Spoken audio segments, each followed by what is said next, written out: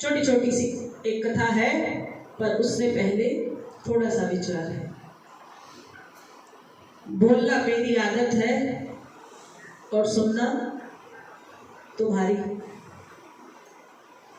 अपनाना मेरी आदत है और ना अपनाना तुम्हारी, है ना? कह दो जय माता। 3 विषयों पर चर्चा करेंगे। पहली चर्चा हम करना चाहते हैं जिसे हम कहते हैं कि धर्म की जय हो। हमारा धर्म क्या है? हम सब बच्चे जो यहाँ पर बैठे हैं, हम सब बच्चों का जो धर्म है वो है सनातन धर्म। हिंदू तो हमारा राष्ट्र है, लेकिन हम किस धर्म से हैं? हम हैं सनातन धर्म से।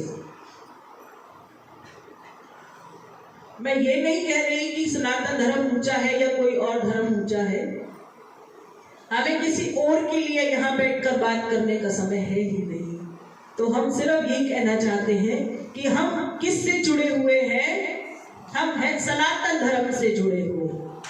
सनातनी होना हमारे लिए गर्व की बात है, हमारे लिए आदर की बात है कि प्रभु ने हमें ऐसे धर्म के साथ जोड़ रखा है जिस धर्म में वो स्वयं भी थे। तो इसके अनुसार अगर ये कहा जाए कि हम उन्हीं के ही कुल के हो गए, अगर हमारा जन्म किसी गैर उसमें हो जाता तब हम अभी तक यहाँ ना पहुँचते। इसका मतलब कि पिछले किसी जन्मों के कर्म के अनुसार हमें वो फल की प्राप्ति हुई कि आज हम उस धर्म में आ गए जिस धर्म का पालन करने के लिए भगवान ने, यानी ब्रह्मा जी, विष्णु और महेश, ये जो त्रिरूप शक्ति है, इस शक्तियों ने समय के साथ साथ बहुत सारे अवतार लिए कि हर हाल में सनातन धर्म जो है सुरक्षित और सुंदर बना रहे। जैसे जैसे उन्होंने अपने अवतार लिए, तो अवतार के साथ साथ उन्होंने इस धरती पर बहुत सारे कार्य करने शुरू किए जिससे ये पता लगे कि हम किस धर्म से जुड़े हुए हैं। तो उन्होंने सबसे पहले कहा कि अगर हम एक सनातन धर्म के बच्चे हैं तो हमारे अंदर कैसा भाव होना चाहिए? हम बड़े ही करुणा के साथ भरे हुए होने चाहिए। अगर हमारे अंदर बड़ा सारा प्रेम है, बड़ी सारी करुणा है और किसी दूसरे के प्रति कोई घृणा और नफरत नहीं है, तो आप समझ जाना कि आपके हृदय में सनातन धर्म के बीज तो है, लेकिन कर्म के जल के चींटे जब उसमें डलते हैं तब एक अंकुरित हो जाता है। अभी हम वृक्ष नहीं कहेंगे कि हम बहुत बड़े वृक्ष रूपी हो गए, लेकिन अगर हमारी क्रिया करना, हमारा ऐसा कर्म करना जिससे हमारे भीतर जो धर्म का बीज है, जो सनातन का बीज है, उसमें अगर एक पौध लग जाए तो आप ये समझ लेना कि आप सब सनातन से अब जुड़ने लग गए हैं। अगर आपको यहाँ बैठे हुए भी किसी व्यक्ति के साथ किसी प्रकार की ईर्ष्या आ जाए तो आप समझ लेना कि अभी आप सनातन से जुड़े ही नहीं हैं, क्योंकि ये कुदरती आने लग जाएगा। जैसे जैसे आप अपने इष्ट की भक्ति करने लग जाएंगे वैसे वैसे आपके अंदर एक परिवर्तन आने लग जाएगा। कोई आपको गुस्सा भी कहेगा तो आप उस पर नाराज नहीं होंगे। आपको लगेगा कि मेरे गुरुदेव ने कहा है कि अगर मुझे सनातनी बनना है, अपने प्रभु के कुल के पास तक जाना है, अगर मैंने क्रोध किया तो प्रभु उठा के मुझे पीछे की श्रेणी में डाल देंगे और मेरे द्वारा की हुई इतनी जो मैंने क्रिया की है, जो मैंने कर्म किया है, जिसको हम पुरुषार्थ कहते हैं, हम वो सब कुछ कर रहे हैं, लेकिन इन्होंने जो कहा अभी तक अगर मैंने वो नहीं किया तो मेरा जो धर्म है वो सनातन अभी नहीं हुआ। अभी तो मैं बीच मझधार में हूँ। इसलिए प्रभु क्या कहते हैं कि हमें अपने धर्म को सबसे पहले अपने ही अंदर पैदा करना है। मैंने एक बार ऐसा देखा कि किसी ने भगवा चोला धारण किया हुआ है और बहुत सारा तिलक लगाया हुआ है। ऐसा मेरा निजी मैंने देखा था एक बार। तो वो किसी धार्मिक स्थल पे थे और बहुत गंदी गंदी गालियां दे रहे थे। उस समय हमें इतना ज्ञान नहीं था, पर जितना भी था उसके आधार पर लगा कि भगवान ये क्या हो रहा है कि भाई इन्होंने तो इतना अच्छा भगवा धारण किया हुआ है, तिलक लगा रखा है, सुबह 5 साढ़े 5 बजे सुबह की बात है, और वो किसी दूसरे व्यक्ति को गाली दे रहे थे। तो बड़े सालों से ये मंथन चल रहा था। तो प्रभु ने कहा कि वो पोशाक से तो सनातनी दिख रहे थे, पर अभी मेरी रजिस्टर में उनका नाम लिखा नहीं गया है। इसलिए ये कहना बिल्कुल दूर की बात होगी कि आप सब किसी सिर्फ तिलक और पोशाक से ये तय नहीं कर सकते कि आप सनातनी हैं या नहीं हैं। अगर प्रभु के लिहाज से अगर हम सोच रहे हैं तो उन्होंने कहा कि सिर्फ अपने हृदय से नफरत और घृणा को मिटा दो, ये वैर भाव को खत्म कर दो, तब कहीं जाकर ये सोचना कि आपके भीतर जो सूखा हुआ बीज है उसमें आपने चंद छींटे अपने भाव के डाल दिए, तभी आपका धीरे धीरे फूटने लगेगा वो बीज, जिसमें इतना सा अंकुर बनेगा। अभी ना वो पौधा है, ना ही वो वृक्ष है, ना ही वो आपको फल दे सकता है। केवल इतना सा जब उसमें हरा बीज फूटता है तब हमें उम्मीद जाग जाती है। लेकिन आपने देखा है कई बार इतना सा ही बीज फूटता है और वो फिर सूख जाता है, ऐसा देखा है। ये भी हमारे कर्म होते हैं। अगर हम ज्यादा उम्मीदें रखने लग जाने में तो बहुत अच्छी हो गई है ना, अब तो भगवान की लाइन में आ गई हूँ, अब मेरा कभी भी कुछ बिगड़ने वाला नहीं है। जैसे ही आपने ऐसा विचार अपने मन में डाला, फिर अब तो सबसे बड़ा सनातन मेरे में ही पैदा हो गया, तो ये क्या आ गया, ये आपके अंदर अहम आ गया। तो प्रभु ने कहा कि भक्ति के साथ साथ अगर आपने अपने हृदय के अंदर अहम की भावना भी रख ली तो भी मैं आपको आगे कुछ भी देने वाला नहीं हूँ। तो जहाँ अहम आ जाता है हमारे हृदय के अंदर कि हमें लगे कि भाई यहाँ के सेवादार ज्यादा हम कर लेते हैं, तो ये भी एक अहम आने लग जाता है। कहा कि अगर ये अहम की भावना भी मेरे हृदय में आ गई तो मेरा जो छोटा सा बीज है वो भी किसी काम का नहीं रहेगा। सिर्फ हम प्रभु से क्या कहते हैं कि प्रभु मुझे आप जैसा भी पुरुषार्थ करने की योग्यता दे।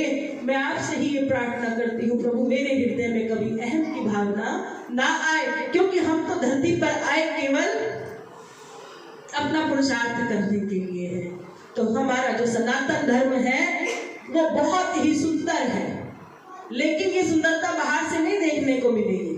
अगर आप किसी को ऐसे व्यक्ति को जानते हैं जो बहुत भक्ति करता है, बहुत पाठ पूजा करता है, तो मेरे सामने एक बार ऐसा विषय आया कि माता जी मैंने सोचा था कि वो व्यक्ति भगवान से जुड़ा हुआ है और बहुत अच्छी भक्ति करता है, तो उसे मैंने अपनी दुकान में शरण दे दी कि मुझे लगा कि वो मेरी दुकान में अगर मेरे साथ रहेगा, बैठ भी जाएगा, तो भी वो मेरे लिए लाभकारी साबित होगा। अतः वो इतनी भक्ति करता है, इतनी भगवान में उसकी लगन है, तो मेरी दुकानदारी भी अच्छी हो जाएगी, ऐसा उसका विचार आया। तो उसने कहा कि पर ये तो बहुत बड़ी गलती मुझसे हो गई थी। मैं इस भाव में रह गया कि वो भगवान से जुड़ा हुआ है, लेकिन उसने मेरी ही दुकान बेच दी। कह दो जय माता दी। तो उसने मुझे कहा कि हमने भी किसी ने यहाँ बैठे कहा कि आपने उसे दुकान में जगह दी ही क्यों, पर उसने एक ही बात कही कि मुझे लगा कि वो भगवान से जुड़ा हुआ है, पर पता ही नहीं चला कब में मेरी दुकान उसकी अपनी हो गई और उस दुकान में मैं किराए पर आ गई। कह दो जय माता दी। तो ये कहना बड़ा मुश्किल है कि अगर हम भजन गा रहे हैं या भजन कर रहे हैं तो भी हम भगवान के बहुत करीब आ गए, ऐसा भी कुछ होने वाला नहीं है। अगर भगवान की आपको समीपता चाहिए तो यहाँ से सबसे पहले मैल को ही साफ करना आप सबकी अनिवार्यता है। आप रोज आधा घंटा, रात को 10-12 जब आप सोते हैं तब 10 मिनट बैठ के लिए विचार करना है कि आज मैंने किसको क्या कहा, मेरे मुंह से ही जाने अनजाने में किसके लिए क्या निकला। जैसे ही आप ये विचार करोगे तब मंथन अपने आप आने लग जाएगा, और जैसे ही अपने हृदय को मतने लग जाओगे तभी आपको पता चलेगा कि जो आपके साथ हो रहा है कहीं वो आपका किया हुआ तो नहीं है। और जैसे ही आपको अगर इसका ज्ञान हो गया कि जो मेरे साथ हो रहा है वो कहीं ना कहीं मेरा ही किया हुआ है, तब आप किसके पास आ जाते हैं, भगवान के और पास आ जाते हैं और प्रभु को कहते हैं कि प्रभु हाँ सच में मेरे से गलती हुई है, जाने अनजाने ही सही, पर कहते जब जागो तभी सवेरा। तो प्रभु सनातन धर्म के जो ईश्वर है, जिन्होंने केवल प्रेम का पाठ पढ़ाया है, त्याग का पाठ पढ़ाया है, तो वो तो सदैव क्षमा याचना के लिए तैयार बैठे हैं। वो तो कहते हैं मैं तुम्हें माफ कर दूंगा, लेकिन क्या ये माफी एक बारी की है या हर रोज मांगने वाले हो? क्या हर रोज गलती करोगे और हर रोज माफी मांगोगे? तो कहा कि 100 गलतियां होने के बाद भी दंड मिलता है, तो मैं तुम्हारे 100 भी माफ कर दूंगा, लेकिन 101 भी गलती को जो माफ है नहीं किया जाएगा। तो सनातन धर्म में हम सब बड़े सौभाग्य की बात है और कि हम सब इससे जुड़ गए हैं। कम से कम इन्होंने हमें अपनी कक्षा में ले लिया है। अभी नहीं पता कि कौन कितना आगे बढ़ा है, और कहते हैं कि जैसे जैसे हम बढ़ते हैं तो हमारी चर्चा संसार करता है। कह दो जय माता दी। तो पहली बात कि सनातन धर्म में इतनी करुणा है, इतनी ममता है, इतनी त्याग की भावना है और इतनी दान की भावना है कि जो जो आप दान पुण्य कर्म धर्म करते चले जाओगे, आप जो प्रभु के समीप आते चले जाओगे। तो भंडारे बड़े बड़े नहीं करने, लेकिन कहा कि दान की भावना तक अगर आप अपने हृदय में रखते हो कि कल मेरे पास अगर 100 होगा तो मैं 10 की भी भावना ये अपने हृदय से पैदा करेंगे तो भी दान होना शुरू हो जाएगा। अभी आपने कुछ करना नहीं है, पर पहले क्या बनानी है? भावना। तो भावना बनते ही ईश्वर को पता चल जाता है कि चलो इसने थोड़ा सा रास्ता सही का अपनाना शुरू कर दिया, और जैसे ये भावना आप अपनाते हैं, प्रभु हमारे प्रारब्ध का जो है उसे काट करनी शुरू कर देते हैं। तो प्रारब्ध हमारे साथ ही चलता है, लेकिन अच्छे कर्म करने से वो क्षण भर धीरे धीरे धीरे धीरे करके कटना शुरू हो जाता है। जयकारा ईश्वर बलिदान। तो केवल एक सनातन धर्म ऐसा है। मैंने सुना है आजकल बच्चे क्या कहते हैं कि लेडीज फर्स्ट। हम कहीं जाते हैं तो वहां ऐसे बोल देते हैं कि लेडीज फर्स्ट। तो मैं आपको कहना चाहती हूँ, ये अंग्रेजों में भले ही हो सकता हो लेडीज फर्स्ट, लेकिन हमारे प्रभु ने तो सदियों पहले ही स्त्री को अपने ही समान दर्जा दिया। तो वो धर्म सिर्फ सनातन हिंदू धर्म है, जहां औरत को कहा कि इसको भरपूर सम्मान दोगे तब मैं अपने आप आपसे प्रसन्न हो जाऊंगा। तो इसलिए उन्होंने क्या कहा कि शिव तो देवादिदेव महादेव है, लेकिन उन्होंने कहा जो मेरी धर्म पत्नी की सेवा करेगा, जो इसके साथ प्रीत लगाएगा, जो इसकी सेवा करेगा, सच्चे मन से करेगा, जो इसको श्रृंगार करेगा, तो किसका कल्याण होगा? आपका कल्याण होगा, आपके साथ रहने वाले लोगों का कल्याण होगा। कि प्रभु ने कहा कि मुझे किसी श्रृंगार की आवश्यकता नहीं है, लेकिन कहा कि जितना स्त्री रूप को सजाओगे उतना ही कौन प्रसन्न होगा? देवादिदेव आदि ब्रह्म शक्ति स्वयं प्रसन्न होने लग जाएगी। तो ये प्रथा कोई आज की नहीं है, ये प्रथा तो जब संसार शायद अभी शुरू ही भी नहीं हुआ, उसकी नींव भी नहीं होगी, तब से प्रभु ने कहा कि ब्रह्मा के साथ उन्होंने ब्रह्माणी को विराजमान करा दिया, शिव के साथ शक्ति का वास हो गया और विष्णु के साथ माता लक्ष्मी को बिठाया। शायद संसार में एक सनातन धर्म ऐसा है जिसमें सबसे ज्यादा शक्ति स्त्री में बताई गई, कि उन्होंने कहा कि पुरुष भी एक तरफ है लेकिन स्त्री अपार शक्तिशाली है। अगर शिव में भी शक्ति का वास ना होता तो प्रभु ने कहा मैं भी एक शब्द के समान ही रहता, कि मेरे अंदर भी कुछ लड़ने की ताकत ना होती। क्योंकि पुरुष कब लड़ता है? जब उसके साथ स्त्री होती है। ताकि लड़ाई कैसी? जो व्यक्ति रोज सुबह उठकर काम करने जाता है, मेहनत मजदूरी करता है, किसके लिए करता है? स्त्री के लिए करता है। अगर किसी कारण से अगर उसकी स्त्री उससे रुष्ट हो जाए या उसके जीवन में स्त्री ना रहे, तो ये भी एक सत्य है, वो पुरुष कभी काम नहीं करता, भले ही दिखाने के लिए कर दे, लेकिन अंतः भाव से उसकी शक्ति क्षीण होने लग जाती है। इसलिए जब प्रभु ने शक्ति को इतना बड़ा स्थान दिया तो सबसे सुंदर हमारा धर्म सनातन हो गया। हम सब स्त्रियां बैठी हुई हैं तो आप कहते हैं कि आप कमजोर हैं या आप कहती हैं आप दरिद्र हैं, आपके पास कमी है, तो ये किसका कारण है? ये दुख का कारण है। और दुख किसको होता है? आपके इष्ट को, जिसने आपको बनाया उसको दुख होता है। वो कहता है कि मैंने इनके अंदर सब कुछ वास करा दिया, लेकिन इनको अपनी शक्ति का एहसास अभी हुआ ही नहीं है। इनको ये अभी इतने जागृत नहीं हुए कि इन्हें पता चले कि अगर एक स्त्री आधे घंटे के लिए सिर्फ मात्र सो जाए तो सारा कुनबा भूखा रह जाता है, लेकिन अगर पुरुष एक दिन कमाने नहीं जाए तो कोई कमी नहीं आती। इसलिए स्त्री को बहुत बड़ा कहा और कहा कि सारी देवियां कहाँ विराजमान है? सनातन धर्म में है। इस सनातन धर्म में संपूर्ण शक्ति का वास एक महिलाओं के रूप में, देवियों के रूप में हुआ।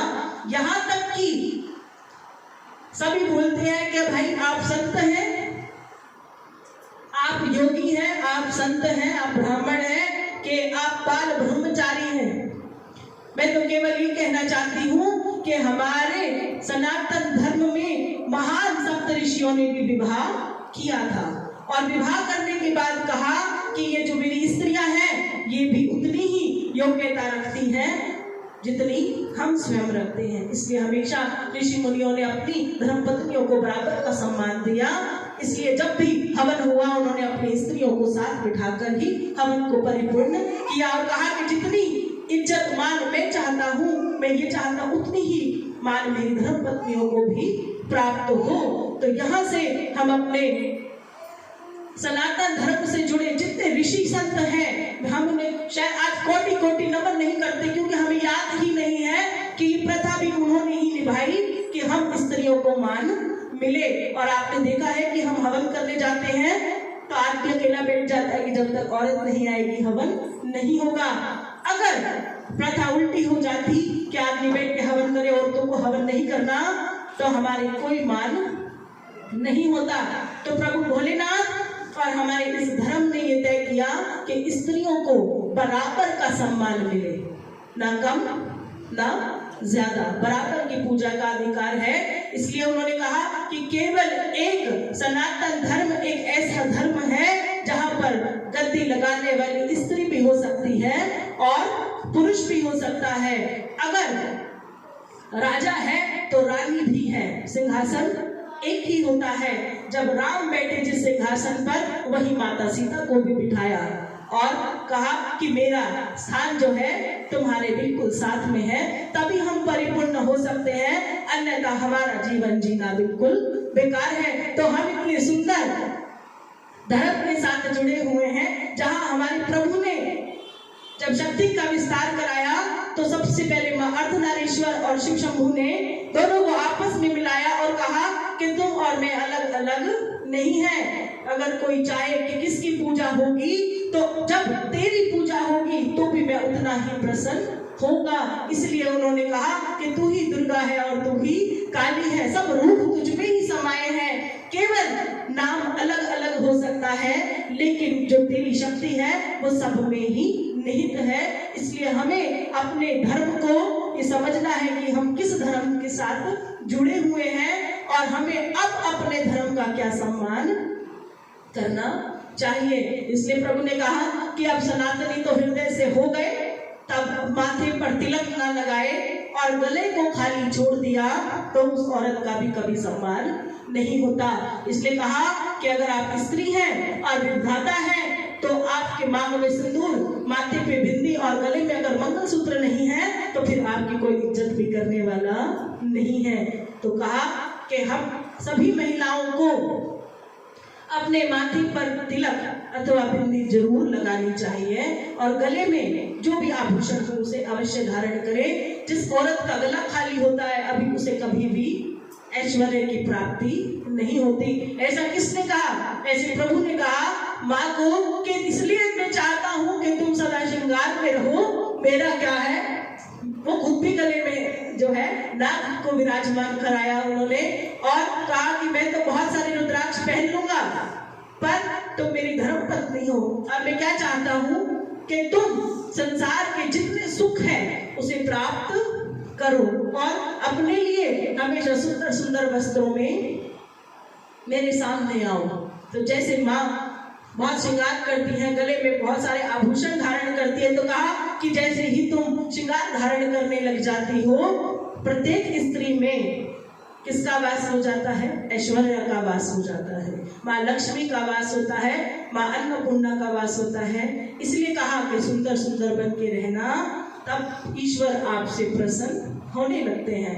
अब खाली तन को जचाने का कोई काम नहीं है। जहां मैंने स्त्री की इतनी तारीफ की है, तो बताना चाहती हूँ कि अगर स्त्री भी अपने पुरुष की इज्जत नहीं करती है तो वो चुड़ैल के समान बताई गई है। उन्होंने कहा कि फिर वो स्त्री है ही नहीं। जब माँ आदि शक्ति ने प्रभु के अपने पति रूप में जिसको धारण किया, उसकी हर बात पर उसने अमल किया, केवल एक बात ना मानने से उसने अपने जीवन को खो दिया था। उस दिन से कहा गया कि अगर आपके पुरुष कहें हाँ तो हाँ, संभव है कि आप उन्हें मना सके, पर विरोध अवस्था में पुरुष के साथ नहीं आना चाहिए। इससे भी अपनी ही हानि हो जाती है, किया हुआ कर्म सब कुछ क्षीण हो जाता है। इसलिए हम जिस धर्म से जुड़ते हैं, तभी कहती हूँ कि धीरे धीरे आ रहे हो कोई बात नहीं, लेकिन ज्यादा समय तक किसी से छुपकर आना नहीं है, क्योंकि तुम भी भागी बन जाओ और मैं भी पाप की भागी बन जाऊं, ऐसा भाग मुझे नहीं बनाना है। देर सवेर सही, किसी को नहीं पता तो 15 दिन किसी को नहीं बताओगे, 1 महीना नहीं बताओगे, लेकिन ऐसा नहीं करना कि तुम्हें उसको अपना घर का जो आंगन है वहीं पर ही झूठ को इतना पैदा नहीं कर लेना, ताकि सच हमेशा हमेशा के लिए लुप्त हो जाए और आप पाप के भागी बन जाए। तो फिर कहेंगे माँ हम तो आए थे पर हमारा कल्याण हुआ नहीं है। कई बार सब कहते हैं कि हमें ऐसा व्यक्ति मिला जो भगवान को नहीं मानता।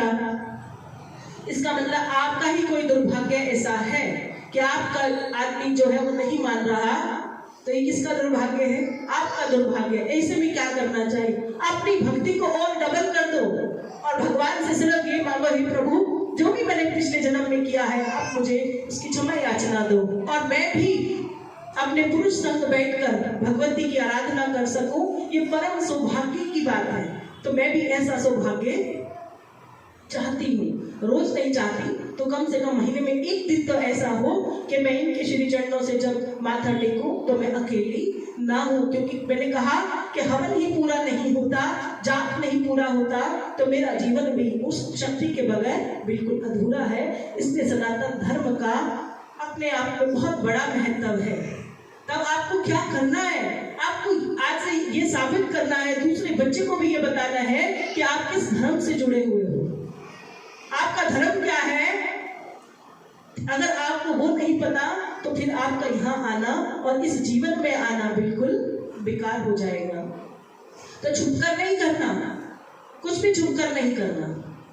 माथे पर तिलक लगाने से आप छोटे नहीं हो जाओगे, कुछ साल तक लगाकर देखो कि आप कितने बड़े हो जाओगे, आपको पता ही नहीं चलेगा। भगवान हमारी इसी सुंदरता को देखकर भी कभी कभी हम पर मोहित हो जाते हैं।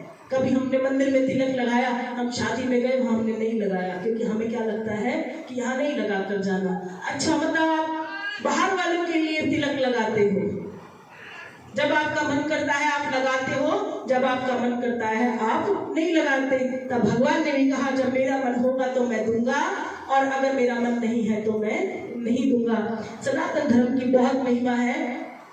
मेरा कंठ बहुत छोटा है कि मैं इसकी कितनी भी बातें करूं शायद कम ही रह जाएगी, लेकिन कम से कम इस धर्म के प्रति थोड़ी सी जोत तो मैं तुम्हारे हृदय में जगा ही सकती हूँ और ये बता ही सकती हूँ कि कहीं और जाकर कुछ भी प्राप्ति होने वाली नहीं है। अगर आपको लगे कि आपके पूर्वज सदियों से किसी और की पूजा कर रहे हैं तो ही करना, नहीं तो अगर अपने धर्म से अब चूक गए तो न जाने कितने जन्म के बाद वापस मिलना होगा, पर मुझसे नहीं, पता नहीं फिर किससे मिलोगे। इसीलिए अगर इसी जन्म में कुछ करना है तो कहाँ से ठानना है? अपने हृदय से ठानना है। इसलिए तो मैंने कहा कि आपको आंख बंद करके कौन दिखता है? जिसे आप रोज देखते हो, अगर आपको वो ही नहीं दिखता तो जिसको आपने कभी देखा ही नहीं है उसे कैसे देखोगे? इसका मतलब अभी आपके मन के दरवाजे जो हैं, सारी खिड़कियां बिल्कुल बंद हैं। आपने अभी घुसने की अनुमति किसी को नहीं दी। अभी तो आप अपने प्रारब्धों से अंदर अंदर बंद कमरे में लड़ रहे हो, क्योंकि आपको शर्म आ रही है बाहर कैसे आऊंगी, बाहर आऊंगी दुख दिखाऊंगी तो लोग हंसेंगे। तो किसी को और को नहीं दिखाना, केवल अपने लिए ही, अपने दिमाग की, अपने शरीर की एक ऐसी खिड़की खोलनी है जिससे हर रोज कहा करो, प्रभु अगर किसी और की तरक्की हो रही हो ना तो बस मुझे जलन नहीं होनी चाहिए, क्योंकि अगर कोई और बढ़ा और मुझे जलन हो गई तो कारण बहुत खराब हो जाएगी। आप सोच भी नहीं सकते। किसी के दोस्त होने के कड़े देखकर कभी नाराज नहीं होना कि भाई इसके बन गए और मेरे नहीं बने हैं। अगर आपके मन में इतना सा विचार आ गया तो आप सोच भी नहीं सकते कि आप कहाँ तक पहुंच जाओगे, इतनी नीचे चले जाओगे। वो होता है ना, वो काटा होता सांप काटता फिर एक पर आ जाते हैं। ऐसी ही स्थिति हमारे साथ हो जाती है। हर पल मुस्कुराते रहना है, घाटों में भी हंसना है, और अगर आपके मुनाफे हो जाए तो भी आप हंसते रहना, क्योंकि भरोसा रखना उस परमात्मा पर, क्योंकि खेल तो वही खेल रहे हैं। खेल तो वो खेल रहे हैं ना, आप नहीं खेल रहे। उनके बिना तो आपका पता नहीं हिलता। ऐसा ही सब बोलते हैं कि समाज में जो कुछ हो रहा है, मैं नहीं चाहती रात हो, क्या नहीं होगी? वो तो होगी होगी, दिन भी होगा, दोपहर होगी, शाम होगी, गर्मी नहीं होनी चाहिए। सब बोल रहे हैं कितनी गर्मी अभी से हो गई है, नहीं होनी चाहिए, क्या नहीं हो रही? फिर भी रोज बढ़ रही है, क्योंकि प्रभु आपके सुनने वाले नियम के विरुद्ध नहीं जाते हो। पर जब कोई बहुत गर्मी लग रही है तो कहा हाँ प्रभु इतना मजा आ रहा है ना, बहुत अच्छा लग रहा है। इतनी ठंड भी तो थी। किसने कहा आज टंकी का पानी गीजर जैसा आ रहा है, तो फ्रिज जैसा भी तो आया था ना। उस हाल में भी खुश रहना और इस तपती आग में भी खुश रहना, तो 2-4 साल के बाद आपको जब गर्मी आएगी तब पता ही नहीं चलेगा। कह दो जय माता दी। अपने धर्म के साथ आगे बढ़ना है। अपने घर के बच्चों को भी अपने धर्म के बारे में अवगत कराना है। और मैं नाराज नहीं होती, सिर्फ तकलीफ आती है मुझे इस बात की कि प्रभु ने जब ये समाज बनाया, संसार बनाया, ये पूरा ब्रह्मांड की रचना की, तब उन्होंने और कुछ भी नहीं बनाया था। उन्होंने क्या बनाया था? सिर्फ इंसान बनाया था। इंसान, एक स्त्री बनाई थी और एक पुरुष बनाया था। कर्मों के साथ उन्होंने तीसरा योग किन्नर के रूप में बनाया था।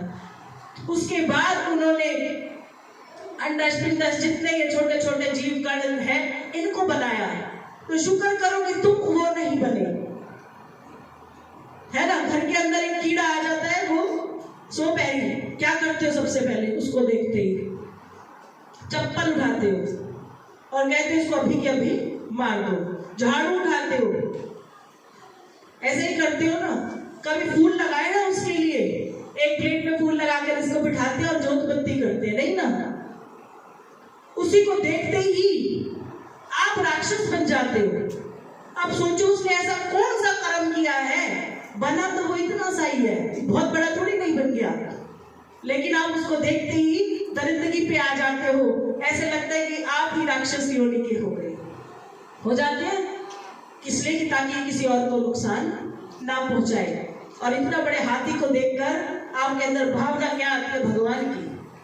अब है तो दोनों ही जीव जंतु, कर तो दोनों ही कुछ नहीं सकते, लेकिन उसने ज्यादा पाप किया तो वो सिर्फ झाड़ू का हकदार रहा। अभी है तो हाथी भी उसी श्रेणी में, लेकिन कुछ अच्छे कर्मों की वजह से उसको थोड़ा सा पूजनीय बना दिया। आपकी भी पूजा हो तो भगवान ने कहा कि अच्छे कर्म करते चलो, मंजिल केवल मृत्यु है।